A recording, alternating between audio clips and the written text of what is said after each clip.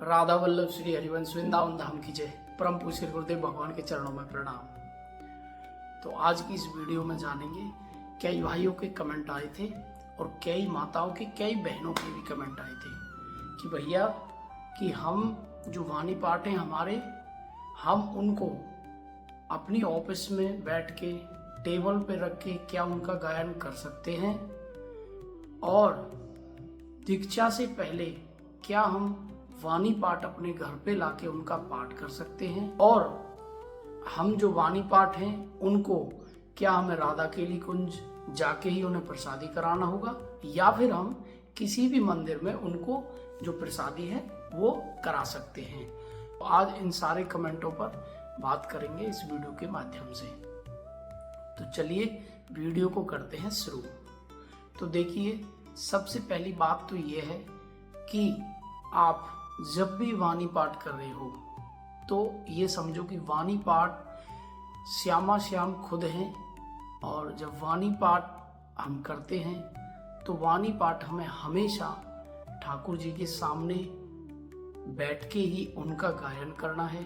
ठाकुर जी की जो लीला उनमें समाहित हैं उनको ठाकुर जी के सामने बैठ के ही उनका गायन करना है, क्योंकि वाणी पाठ के अंदर ही हमारे श्यामा श्याम विराजमान हैं और उनकी जो लीलाओं का गुणगान है वो उन वाणी पाठों के अंदर समाहित है। और जब कोई भी भक्त और कोई भी साधक जब भगवान के लीलाओं का गुणगान करता है तो श्यामा श्याम उनको बड़े ही प्रेम से सुनते हैं और बड़े ही खुश होते हैं। हमें वाणी पाठ अपनी ऑफिस में या टेबल पर रख के या कहीं ऐसी जगह पर रख के जहाँ पर ठाकुर जी विराजमान नहीं हैं वहाँ पर उनका गायन बिल्कुल भी नहीं करना है।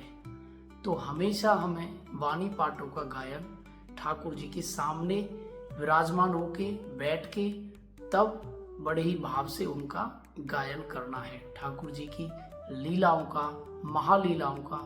तो अब बात आ जाती है कि भैया हम दीक्षा से पहले वाणी पाठ अपने घर पर लाकर उनका गायन कर सकते हैं, और उन वाणी पाठों को हम किसी भी मंदिर में प्रसादी करा सकते हैं, या फिर हमें वाणी पाठों को श्री राधा केली कुंज जाके आश्रम जाके ही वहां से हमें प्रसादी कराना होगा। तो देखिए, आप दीक्षा से पहले वाणी पाठ पढ़ना चाहते हैं, बहुत अच्छी बात है। भगवान की लीलाओं का गान करना, गुणगान करना बहुत अच्छी बात है।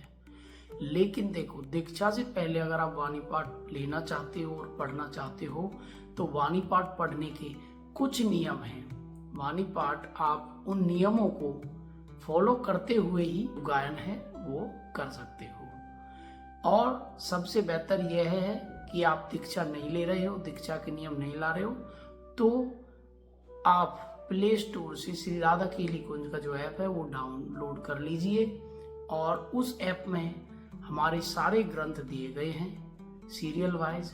आप ऐप के जरिए आराम से वो सारे जो नियम हैं वो कर सकते हो और वाणी पाठों का गुणगान भी कर सकते हो। लेकिन जब आप प्रत्यक्ष में वाणी पाठ खरीद के लाओगे और आप दीक्षा के नियम नहीं ले रहे हो तो उनको करने में थोड़ी सावधानी और कुछ जो नियम हैं वो आपको बरतने पड़ेंगे।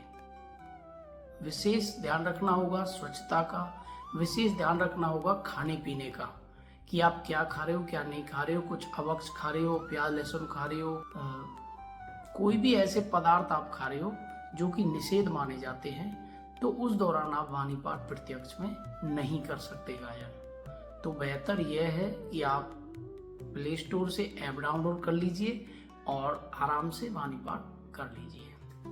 अब बात कर लेते हैं इस चीज की कि हम वाणी पाठ को कहाँ से प्रसादी करा सकते हैं। तो देखिए, वाणी पाठ आप किसी भी मंदिर से जो प्रसादी है वो करा सकते हैं, क्योंकि हर मंदिर में भगवान विराजमान है, ठाकुर जी विराजमान हैं।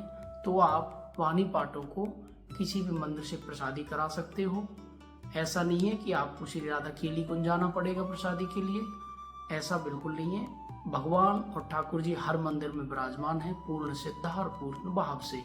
तो आप वाणी पाठ लेके और कांति माला लेके किसी भी मंदिर में प्रसादी करा के कांति माला धारण कर सकते हो और वाणी पाठों को जो प्रसादी है वो करा सकते हो और उसके बाद आप गायन कर सकते हो।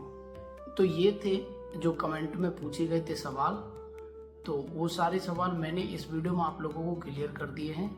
अगर ये जानकारी आप लोगों को अच्छी लगे तो वीडियो को लाइक शेयर जरूर कर दें और चैनल पर नए तो चैनल को सब्सक्राइब भी कर लें। और तब तक के लिए सभी भक्तों को श्री हरिवंश।